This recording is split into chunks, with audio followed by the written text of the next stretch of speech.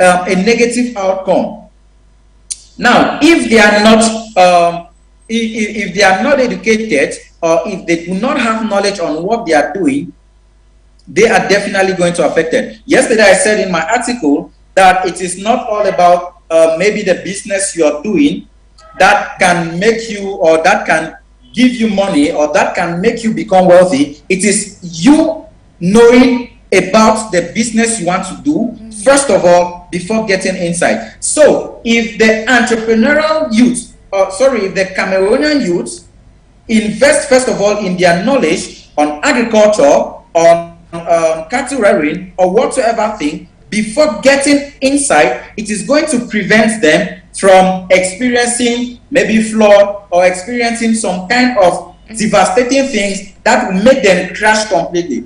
So the entrepreneurial population, the Cameroonian population should first of all invest in their knowledge in the various fields of agriculture, cattle rearing, whatsoever thing they want to get into before they get involved in it. Because if they get involved in something they know little or nothing about, just because they are excited or just because they have capital, it is going to affect them drastically. And when it affects them drastically, in fact, when it affects them drastically, it affects the whole country at large. So those are some small things that people can do in Cameroon, for example, to prevent some kind of things that will affect them personally.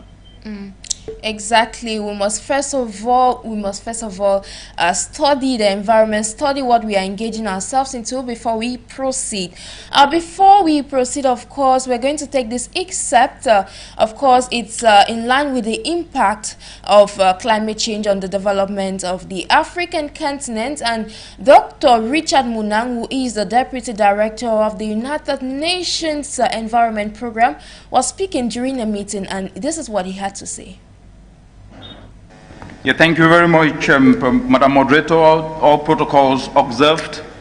An African proverb tells us that if you close your eyes to facts, you will learn through accidents.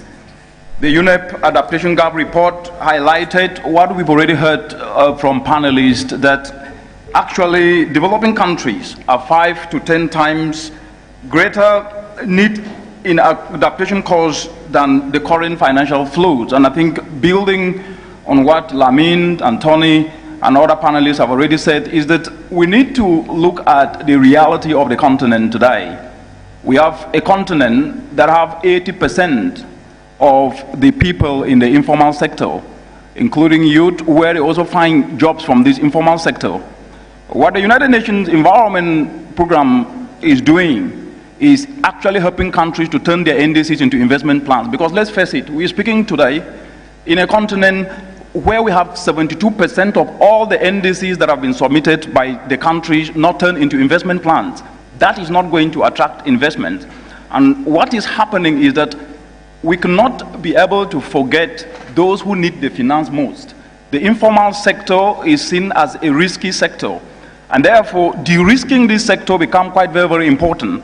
And using the public limited resources to be able to develop de-risking tools to incentivize, especially cooperatives, because each and every one of us who grew up in the African continent, we are either used to what is called Njangis in Central African region or Chamas in East Africa, and it has different names across the entire African continent. What if we leverage these cooperatives? And that's what we're doing, working through this, engaging youth, but also ensuring that investments are actually in what we call Africa's catalytic sectors. When you look at the entire agro-value chain, Africa loses 48 billion US dollars each and every year because of post-harvest losses due to inefficiency in the entire agro-value chain. We need then to change the narrative of only adaptation or mitigation, but to start talk mitigation to power adaptation. Imagine a mother in northern Gabon who is losing her vegetables just because she doesn't have a simple solar dryer to be able to dry that vegetables. Imagine a mother in Mwe in Kenya who loses 50 kilograms of her rice when there is a downpour. And even when there's no downpour, they dry that rice in open space and they get contaminated, and then they don't fetch a market.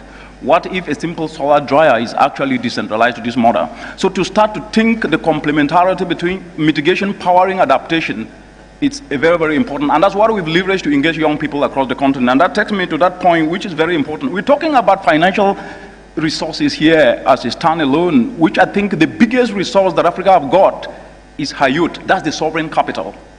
If you get 500 trillion US dollars without having the skills of the youth, without having the youth with the requisite skills, that money might not be able to bring transformational climate action. It therefore means that we must then be able to invest the little resources we have in our young people to retool their skills so that at least they can be able to leverage those skills to start to turn climate challenges into climate opportunity. And that is actually what the UN Environment Programme with partners across the continent have actually done. And the last aspect is that of narrative. Climate change is projected as a liability that scares investments, but it needs to be projected as an opportunity. Let's take the charcoal market. We're talking in a continent today where over 80% of the entire continent uses charcoal for cooking. This is not only causing indoor pollution, but it's also costing lives. 700,000 lives in the continent as a result of indoor pollution. But the charcoal market is worth 20 billion US dollars. What if we incentivize our young people to start retooling their skills to turn simple agricultural waste into fuel briquettes that have been proven to be 2 to 3 times more effective than charcoal? We tap into the market of 20 billion, we will save lives. And that's quite very, very important. And just to end with this African proverb, which says that when you carry your own water, you will know what every drop means. Only those who feel the pinch of climate change can be able to tell the story. And that story is that of livelihood, because Africa's vulnerability is because of a low socioeconomic base. Thank you.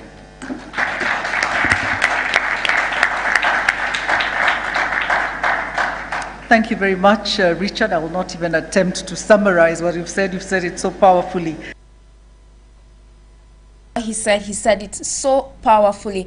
Okay, Mr. Nico Simon, having heard what Dr. Richard Munang of the United Nations Environment Programme said, according to him, he said that the greatest resource on the African continent is youth. And of course, governments should invest in their youth in order to adverse the impact of climate change, from changing it to a climate challenge to climate opportunity. What's your point of view regarding this? Wow. First of all, I was very impressed listening to Dr. Munang. It was really, really impressive. Now, if you listen to what he said about skills, it actually a little bit aligns to what I was talking about, knowledge or information. All right, because you having skills means you have knowledge about something. So one of the best things that African leaders can do, or the youth can do, is to invest in skills. I always say that we are into the age where we are not concerned about people's certificate. What we are concerned about is your skills, your technical know-how. And if the African youth can actually invest in their skills in the agricultural sector, if they can see the climate change or the climate problem or as an opportunity, they are instead going to succeed, or they are going to make so much money. I usually tell people that it is the entrepreneurial person grows more when he is in a period of crisis. He grows more when he sees a problem, and the entrepreneur is a problem solver. So if the African youth can see this problem of climate challenge as an opportunity, that is when we are going to change the narrative. If we can see the climate change not as a problem, not as a means of giving excuses, but if we can see it as an opportunity to invest in it and bring out possible solutions, we are going to make money. I was impressed when he spoke about the charcoal market. Now, I want to take another scenario or another example of what we call stove. The stove that we usually use. Now, the local one that uses firewood, not the one that uses petrol. Now, when we look at the stove is more economical compared to the old method of cooking, which we usually call in our local parlance Three-side his fireside. cornerstone. Pardon? Yeah, three-side fireside or three-stone fireside, so to say. Yes, so it's something like that. Now, when you look at these two methods of cooking, the three-side fireside or three-side firestone or whatever, this one is not really fast in cooking. It is not really fast in cooking. That means it is time consuming. Why? Because the three-side fireside does not have a system of conserving heat. It does not have a system of keeping heat to itself, to the pot or to what you are cooking. So in the long run, it sends out heat, or heat is being wasted to the environment, and it takes a longer time to prepare a certain meal that you are preparing. Now, if I go to the level of the stove, the locally made stove that also uses firewood. Now, when you put in the firewood on your cooking, whatever thing you're cooking, heat is not being wasted to the environment because it is being gathered, right? It is being gathered. So all the heat is it goes to the pot, and the time in which you were supposed to cook maybe a food that normally takes 1 hour with the three-side firestone, but with the stove is going to take, let's say, 20 to 25 minutes. Why? Because the stove actually conserves heat. Now, if the African youth or if the African entrepreneurs can actually see this as an opportunity to educate, first of all, the population on the advantages of using this stove, they can actually, it can already be a method or a means or a business for so many youth out there. It can be a means or a way in which the youth out there can use the climate, the climate challenge or the climate problem as an opportunity. Why is this? If I relate it now to the climate change or whatever, how is it affecting the climate change? Now, when you're using, for example, the three-side firestone, and the firewood you were supposed to use maybe for 1 month to prepare your meals at home, if you use the stove, that same quantity of firewood, instead of making 1 month, is going to last you for about 5 months. It's going to last you for about 6 months. Now, that means there is a decreased level of deforestation, because firewood means when you get firewood to cook, that means deforestation takes place. So if we use the stove, it means there is, in the long run, there's going to be a decreased level of deforestation. That is, deforestation is going to decrease, and in the long run, it's not going to affect the climate as though we were still continuing, we were still using the old method of cooking, which is the three-side firestone. So if the entrepreneurial, if the Cameroon population or if the African population or the entrepreneurs out there can see this as an opportunity to invest in, trust me, it is going to be a source of income to so many youths out there. It is going to be a source of income to so many jobless people out there who left the university and did not have any job or whatsoever thing. So what he said is really, really an amazing aspect which we need to look up to. We need to really invest in that sector. We need to invest in our skills. We need to grow our knowledge. We need to grow our knowledge, invest, that is, personally develop ourselves and see this aspect of climate change as climate opportunity. They should see the problem not as a problem, but they should see it as an opportunity for them to grow and get to the next level. Yeah, you actually said that, and of course we just want to recall what Dr. Adesina of the African Development Bank said some time ago, that Africans should take this as an opportunity. Even Ivorian President Alassane Ouattara emphasized, reiterated on this, that Africans should seize this as an opportunity and of course not a challenge. Before we proceed, sir, please, I would like to ask you to please rotate your camera because it seems not very pleasant. Okay, so the next question I would like to ask is, we are cognizant of the fact that climate change threatens lives and livelihoods of over 100 million people in extreme poverty on the African continent. Now, as an entrepreneur, as an economist, what do you think is the way out? Come again, please. Network is disturbing. Okay, so I was asking that we are cognizant of the fact that climate change threatens not just the life of Africans, but the livelihoods of over 100 million people living in extreme poverty on the African continent. So now, I would like to ask you, as an entrepreneur, as an economist, what do you think is the way out? All right. Now, the climate change, which actually affects the livelihood of millions of Africans out there, millions of vulnerable persons who are living in villages and many more, is really affecting them badly.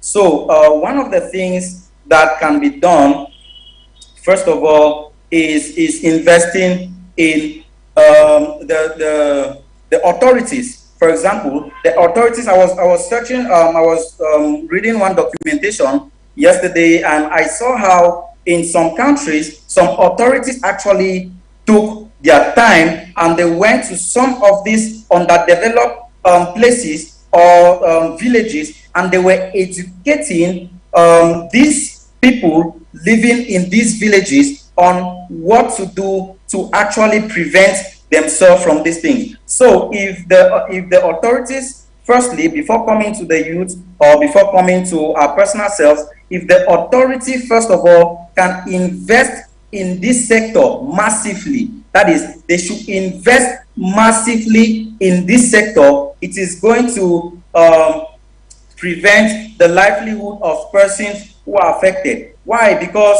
when there is an increased level of drought, for example, when there is an increased level of drought which affects the agricultural sector, it affects even those who are into poultry or whatsoever thing, it affects their living standard. Why? Because food becomes so expensive. Everything becomes expensive in the market. So it affects them to a level where they are not able to live, or they are not able to meet up with their living standard. So the authorities should really take this problem very seriously, invest in the knowledge of the population.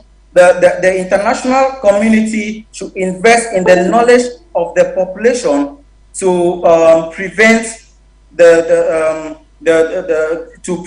that the vulnerable people, or those who are not actually in the rich cities or the wealthy places, they should not really be affected negatively. So that is just one of the things that the international community can do, our authorities can do, investing in the population or in the vulnerable people, so that they cannot really be affected, because this problem does not really affect those who are up there or those who are wealthy like it is affecting the vulnerable people. So we need to first of all consider them, educate them, show them what to do, because these are the people who are in the agricultural sector. Majority of them, they are the ones producing the cash crops. They are the ones producing the food that even the people who are up there or the authorities are eating. So if they are affected, it is going to affect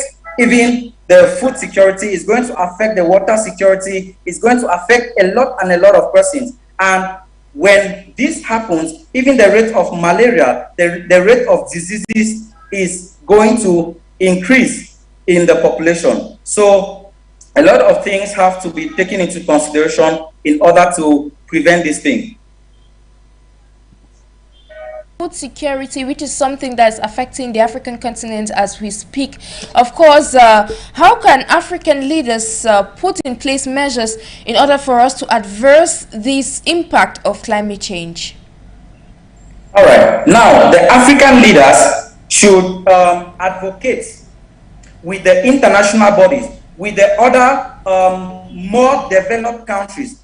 They should see how they can merge with them and see how to solve the problem. Because if other countries are already developed, if other countries are seeing, they have actually identified ways they can mitigate this aspect of climate change. That means they know what it takes to actually solve this problem. So the African leaders, or the African leaders, yes, they should merge with these international bodies. They should merge with these international bodies and see how they can solve this problem. Because, for example, those in the European countries, they have actually identified ways they can do, even though they are more industrialized than us. There's a lot of fossil oil that is being burnt and coal that is being burnt and many more, but they have identified ways in which they can do to solve some of these problems.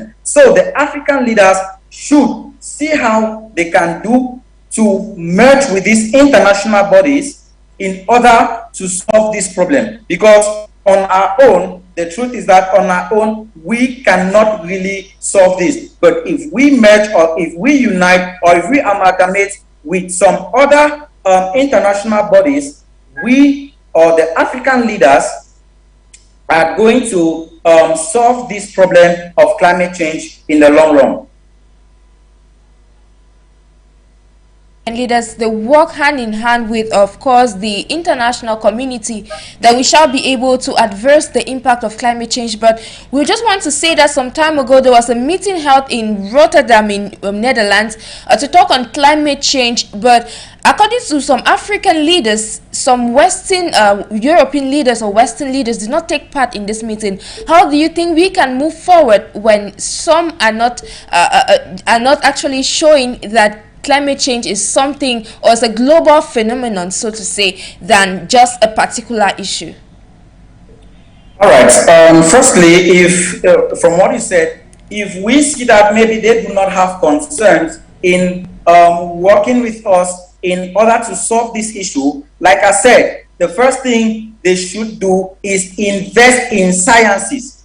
Yes, they should invest in science, weather predictions. If they invest in some of these things, in weather prediction, for example, or in sciences that have to do with meteorology or weather, they are actually going to reduce the impact of climate change in Africa. The reason we are so behind, or we are still underdeveloped, or we are at the level we are, is because we have not invested in sciences. We have not invested in weather predictions. And if we actually do this, this is one of the highest things that those in the European countries, they do. They are so much focused in weather prediction. They have invested so much in sciences such that they are able to predict in future, or they are able to predict what is going to happen in future. They are able to predict what is maybe what happens if there is a 3 degrees Celsius global warming in future. Now, if they when they see that maybe if there is a 3 degree weather, a 3 degrees Celsius global warming in maybe in 100 years from now, they now invest in they now predict what can be done in order to solve this problem. So the African leaders or the African bodies can invest in sciences, they invest in weather predictions, they should invest in some of these things. The youth should involve themselves even in these studies in order to solve this future weather climate change. Because trust me, in 50 years from now, at the end of this century or this decade, there is a predictable rise of climate change or global warming to about 3 degrees Celsius. That is, we are living from a level of 1.1 degrees Celsius to a level of 3 degrees Celsius. Now, this sounds small in the ear, but the impact of this 3 degrees Celsius is going to be such that there is going to be long-lasting periods of droughts for years, not just months. There's going to be long-lasting periods of droughts and very few months of rainfall, and which is going to affect the population massively. And it actually shows that our children, or those who are being born now, or those who are going to be born in months from now or years from now, they are going to experience 7 times severe weather conditions than us. Now, how can this be solved? By investing in weather predictions, by investing in sciences, such that we can actually solve some of these future problems while being in the present.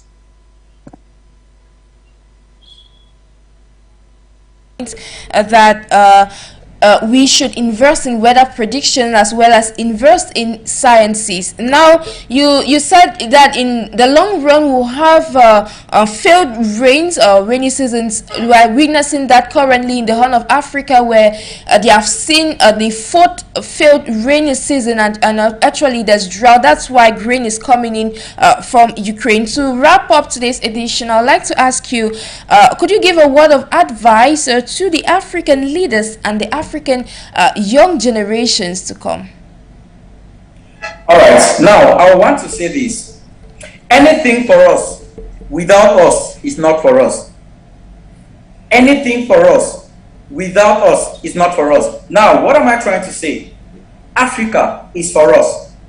Africa is us. But without us, Africa is not going to be for us. So the African leaders, the African youth, should take this problem of the climate change very, very seriously. If we are interested in the progress or in the growth of our generation, if we are interested in the success of our children to come, then this is the time to take this problem of climate change very, very seriously. Because in the long run, our children are seriously going to suffer so much. And research actually shows that if we get to a level where we have global warming of about 3 degrees Celsius, people are not even going to be able to use planes. People are not going to be able to use private jets, because the level of heat is going to be so intense that the plane is going to crash or the jet is going to crash. So we are seeing the level of the problem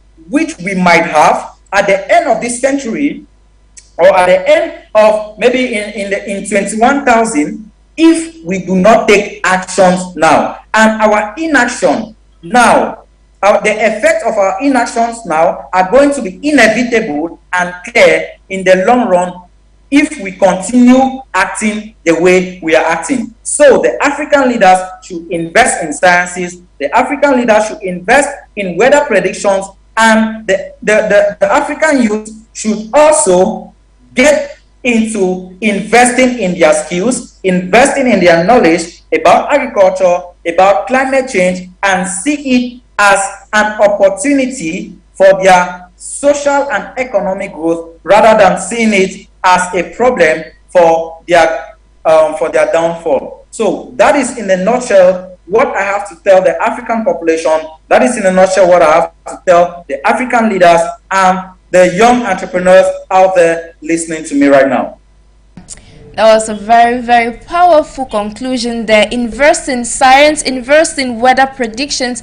Young Africans, invest in your skills as well as the knowledge when it comes to knowing about climate change and development with progress on the African continent. So on that note, I'll say, Mr. Nico Simon, thank you immensely for joining me on today's edition of Voices. Thank you very much. Thank you for this amazing opportunity. And thank you to all those who were listening to us. And we hope that this is going to help the African community to grow to a better version of ourselves. Just to recall that Mr. Nico Simon is an entrepreneur as well as an economist who's based here in Cameroon.